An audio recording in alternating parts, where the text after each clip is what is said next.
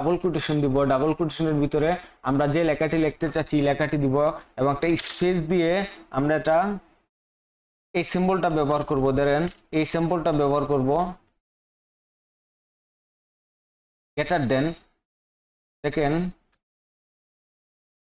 Greater than একটা ব্যবহার করব, গ্রেটার দেন দিয়ে ফাইলের নামটি দিয়ে দিব m.txt, m.txt।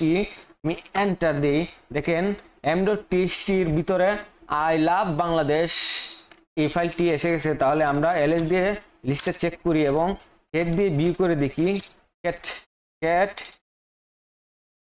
m.txt, দেখেন আই লাভ বাংলাদেশ, দেখেন আই লাভ বাংলাদেশ। আশা করি বুঝতে পারছি, আই লাভ বাংলাদেশ।